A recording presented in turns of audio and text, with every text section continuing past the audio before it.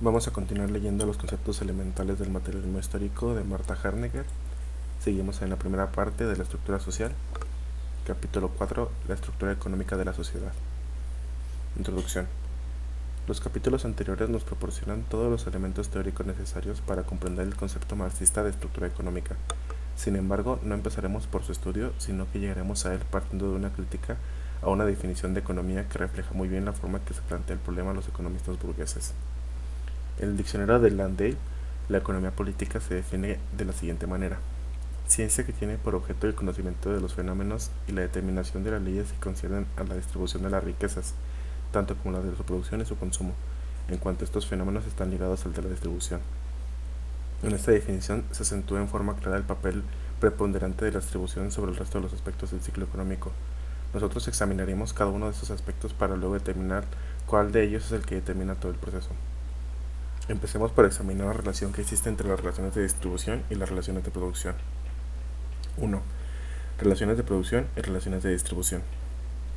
La distribución es la forma en que el producto social global se reparte entre los diferentes miembros de la sociedad. Y llamaremos por producto social global al conjunto de bienes producidos por una sociedad en un año. Supongamos que una sociedad capitalista produce en un año un producto social global equivalente a 100 millones de pesos. De esta cantidad, los capitalistas y los terratenientes reciben una parte más grande que la de los obreros y los empleados. Podríamos imaginarnos una repartición de los 100 millones de pesos de la siguiente manera: capitalistas 30 millones, terratenientes 20 millones, obreros y empleados 50 millones. Los capitalistas y los terratenientes, quienes constituyen un pequeño grupo de individuos dentro de la sociedad, reciben, en este ejemplo, la mitad del producto social global. Surge entonces la siguiente pregunta: ¿por qué los capitalistas y los terratenientes reciben una parte tan grande del producto social cuando que son justamente ellos los que menos trabajan? ¿Por qué existe gente que tiene autos enormes y 2 o 3 casas cuando por otro lado existen los que no tienen nada? Se debe a que los capitalistas y los propietarios son más inteligentes, mejor dotados, más trabajadores que los obreros y los campesinos. El gran mérito de Marx es haber demostrado, a través de su estudio de modelos de producción capitalistas, que la distribución desigual no depende de la existencia de naturalezas humanas más o menos dotadas, sino que depende fundamentalmente de la propiedad o no propiedad de que gozan los individuos de los medios de producción. Debido a que los capitalistas son los propietarios de los medios de producción industrial y que los terratenientes son los propietarios de la tierra, es que pueden ellos apropiarse de la mayor parte del producto social. La lucha de los trabajadores por mejorar salarios significa, en el fondo, una lucha por una mejor distribución del producto social, pero mientras la propiedad privada de los medios de producción esté en manos de un pequeño grupo de individuos de la sociedad, este grupo se opondrá a una distribución más justa. No hará sino pequeñas concesiones para calmar la protesta de los trabajadores. La distribución del producto social depende, por lo tanto, de una distribución previa de los medios de producción. Es la forma en que han sido distribuidos los medios de producción, los elementos del proceso de producción, lo que determina fundamentalmente la forma en que será distribuido el producto social. Afirmar esto es afirmar que las relaciones de distribución están determinadas por las relaciones de producción. Es esto lo que fija Marx en el siguiente texto. Fijémonos, por lo demás, en las llamadas relaciones de distribución. El salario presupone el trabajo asalariado, la ganancia, el capital. Estas formas concretas de distribución presuponen, pues, determinados caracteres sociales en cuanto a las condiciones de producción y determinadas relaciones sociales de los agentes de la producción. Las relaciones concretas de repartición son, pues, simplemente la expresión de las relaciones de producción históricamente determinadas. Y luego en la página siguiente: las llamadas relaciones de distribución responden, pues, a formas históricamente determinadas y específicamente sociales del proceso de producción. 2. Relaciones de producción y relaciones de consumo. Se entiende por consumo el acto de usar un objeto para satisfacer una necesidad determinada. Por ello, no solo se debe de hablar de consumo de alimentos, sino también de consumo de autos, radios, etc. Si nos situamos a nivel de sociedad global, vemos que no todos los objetos producidos en el proceso de producción son consumidos directamente por los individuos. Por ejemplo, los tractores, la máquina de coser, todos los productos de la industria extractiva en general, etc. Estos productos no son consumidos directamente, sino que son utilizados como medios de producción en otros procesos de producción. Se distinguen así dos tipos de consumo.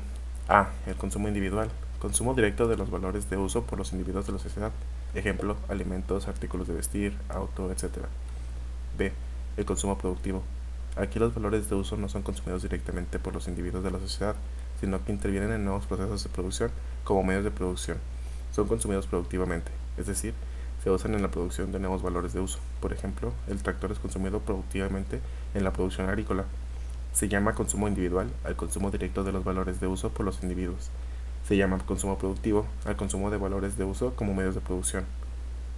Hemos visto hasta aquí que es a partir de la producción como pueden precisarse los distintos tipos de consumo. Examinemos ahora el papel de la producción en el consumo individual. 1. La producción proporciona al consumo su objeto. Un consumo sin objeto no es consumo. ¿Cómo consumir un auto si no se ha producido previamente? 2. Como el producto no es un objeto en general, sino un objeto bien determinado que debe ser consumido de una manera determinada, el objeto de consumo impone también, por lo tanto, la forma de consumo. El hecho de consumir un auto, por ejemplo, implica el saber manejar ese auto, etc. 3. La producción no solo proporciona el objeto de consumo y determina la forma de este, sino que también crea continuamente nuevas necesidades de consumo. Si observamos la sociedad capitalista actual, vemos cómo los productores de mercancías se esfuerzan mediante la publicidad por crear nuevas necesidades. El cambio de la moda es uno de los casos más evidentes. En resumen, la producción produce el objeto de consumo, la forma de consumo y el instinto de consumo. Pero las relaciones entre producción y consumo no son unilaterales. El consumo tiene también un papel en la producción. Si los objetos producidos no son consumidos, se produce una parálisis de la producción. Es el consumo el que crea la necesidad de una nueva producción. Parte 3. Relaciones de producción y relaciones de intercambio. La necesidad de intercambio nace de la división del trabajo. Cuando el hombre no produce todos los objetos que le son necesarios para sobrevivir, necesita intercambiar los productos que le sobran por otros productos que le son necesarios. El intercambio de productos es un fenómeno intermediario entre la producción y la distribución. La intensidad, extensión y forma de intercambio están determinadas por las relaciones de producción. A una producción restringida corresponde un intercambio restringido. A una producción privada corresponde un intercambio privado, etc. 4. El papel determinante de las relaciones de producción. Después de analizar las diversas relaciones que se producen dentro del proceso económico, podemos llegar a una conclusión que son las relaciones de producción las que constituyen un elemento determinante. Una producción determinada, por lo tanto, dice Marx, un consumo, una distribución y un intercambio determinado, reglamenta igualmente las relaciones recíprocas determinadas de estos diferentes momentos. A decir verdad, la producción, también bajo su forma específica, se encuentra a su vez determinada por otros factores. Hay una relación recíproca entre los diversos momentos. Ese es el caso de la totalidad orgánica. En este carácter determinante de las relaciones de producción, lo que explica que Marx haga intervenir exclusivamente estas relaciones en la definición del nivel económico. Veamos cómo define Marx este nivel. En el libro 3 del Capital, en el capítulo sobre la fórmula trinitaria, dice que el conjunto de relaciones de los agentes de la producción entre ellos y con la naturaleza constituyen precisamente la sociedad bajo el aspecto de su estructura económica. En ese texto se está refiriendo tanto a las relaciones técnicas, agentes naturaleza, como a las relaciones sociales de producción, agentes con agentes. Por otra parte, el texto del prefacio de la crítica de la economía política confirma esa definición. En la producción social de su vida, los hombres contraen determinadas relaciones necesarias independientes de voluntad, relaciones de producción que corresponden a un grado determinado del desarrollo de las fuerzas productivas materiales. El conjunto de las relaciones de producción constituye la estructura económica de la sociedad. Pero este texto no solo confirma la definición de que la estructura económica debe ser considerada como el conjunto de relaciones de producción de una sociedad determinada, sino que agregó algo más que es importante: la base material sobre la cual se establecen estas relaciones de producción, es decir, el grado de desarrollo de las fuerzas productivas. Esto es importante para entender el carácter dinámico de la estructura económica, la que al mismo tiempo que es una estructura en un proceso. Hasta aquí hemos visto que son las relaciones de producción las que definen el nivel económico, según Marx, que esas relaciones están condicionadas por las fuerzas productivas y que Marx emplea el concepto de estructura para dar cuenta de su forma de combinación específica en las diferentes épocas históricas. Pero, ¿qué entiende el marxismo por estructura? 5. La estructura económica y el concepto marxista de estructura. Al desarrollar el concepto marxista de estructura, pretendemos llegar a explicar por qué Marx no toma en cuenta para definir la economía los otros aspectos del ciclo económico, la distribución, el intercambio y el consumo, cuando la mayor parte de las definiciones lo hace. Empecemos diferenciando los conceptos: el concepto de totalidad del concepto de estructura.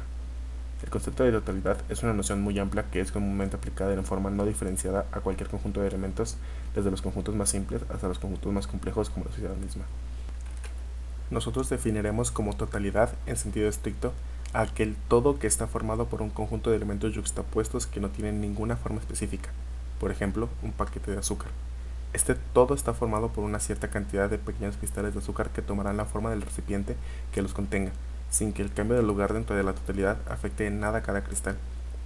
El concepto de estructura, en cambio, se refiere a un todo en el que los elementos no se yuxtaponen, sino que, por el contrario, se encuentran distribuidos en ella según una organización de conjunto. Es esta organización la que determina la función que desempeña cada elemento dentro de la totalidad.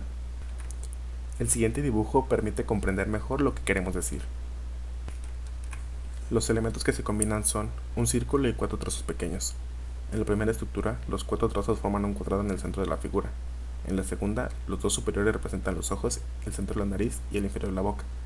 Aquí vemos claramente que los mismos elementos cumplen un papel diferente según sea la organización del todo y el lugar que ocupan en él.